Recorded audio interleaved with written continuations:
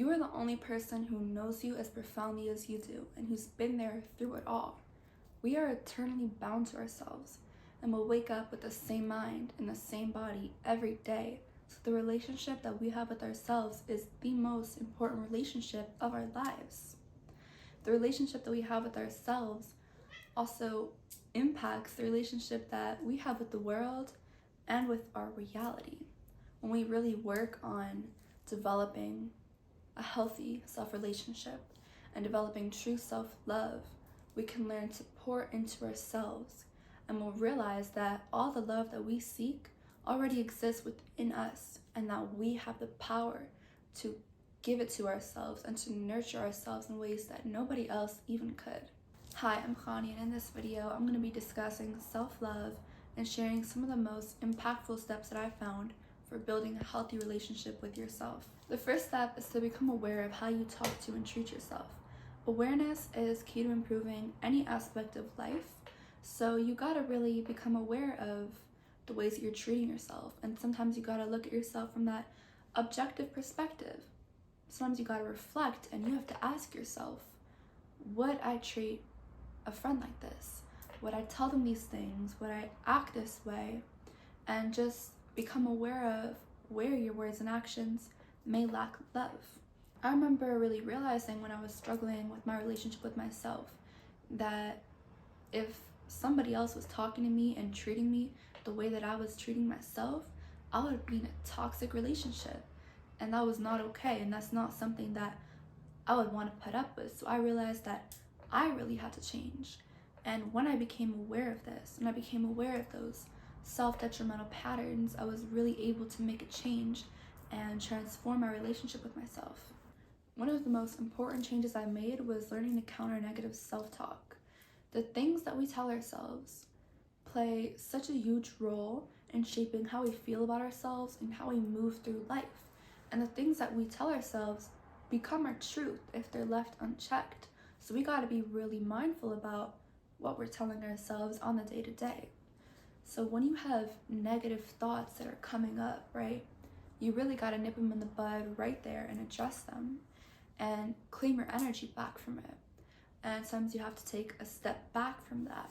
So when those negative thoughts come up, like, I'm not good enough, I can't, I'm not worthy, you have to take a deep breath, take a step back and tell yourself, no, I am good enough, I am worthy, I have everything I need within me, and keep it pushing, you know? You gotta claim your energy back from that and stop feeding into these negative thought patterns, because what you give attention to, right, it just keeps repeating and growing. You get to define your truth, and it's up to you to break those cycles of negative self-talk and negative beliefs about yourself. And deep-rooted negative thoughts about yourself should definitely be further addressed, and it's important to become aware of where they come from, right? But in the moment, when you just have those repeating thoughts, it's important to just cut them out and hit it with a counter affirmation. Just flip that thing around. Changing your internal dialogue is key to reclaiming your power. And we've been programmed to think badly about ourselves and to think that we're not enough. This programming makes us easy to influence, control, sell to, use, and abuse. And it keeps us from stepping into our power. But we can reclaim that power by changing the narrative and by changing the thoughts and beliefs that we tell ourselves. To build a loving relationship with yourself, you also need to take time to really get to know yourself. Who are you? Really, what are your passions? What are your values? Who are you when no one's around? A lot of people are never truly really present with themselves, and we all live our whole lives with ourselves, but a lot of people don't actually know themselves. And many of us fill our mind, fill our time with all these distractions so that we don't actually have to face ourselves, right? To face the parts of ourselves that maybe don't like so much and that scare us a bit, right? But this truly just takes us further from being at peace within ourselves.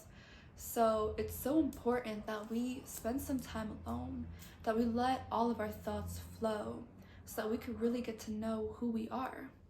Journaling is a great way to build clarity, self-understanding, and empathy. You can find endless journal prompts on Pinterest or online. Deep self-understanding is also really gained from having awareness through your everyday experiences and with all the emotions that come up as you move through life. I believe everything that comes up in our life, every situation, every thought, every emotion, every experience is there to teach us about the world and about ourselves.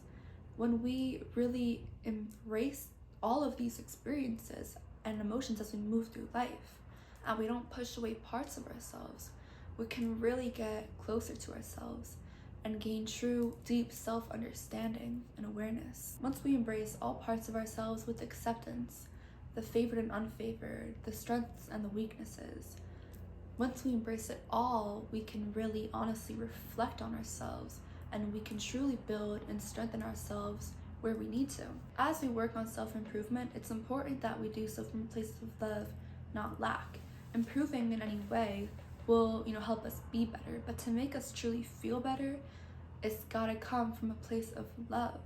To really be satisfied with our growth, we gotta give our current self grace and accept ourselves as we are now.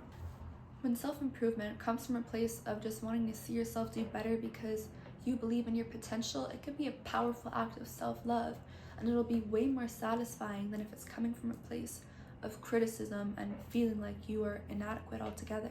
For example, going to the gym will give you results no matter what.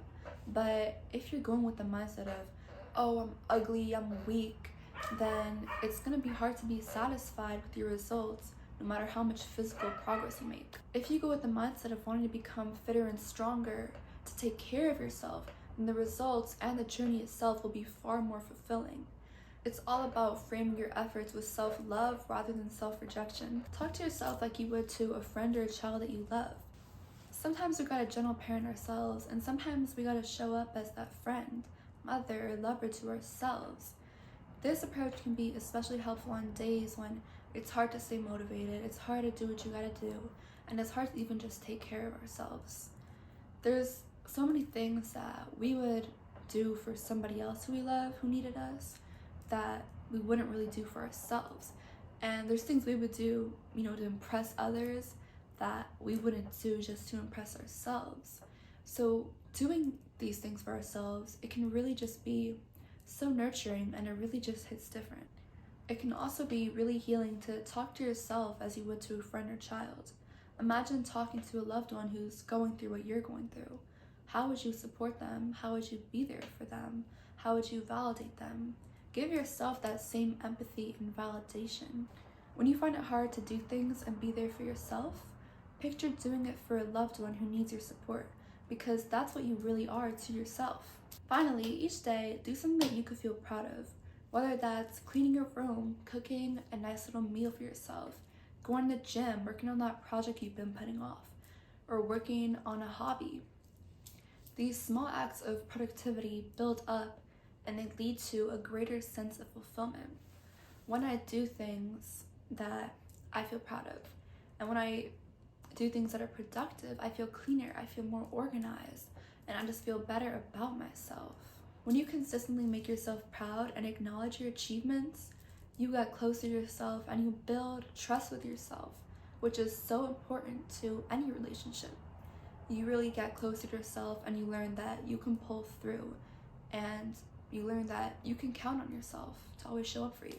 Developing a healthy relationship with yourself is a journey that requires commitment, patience, and most of all, compassion for yourself.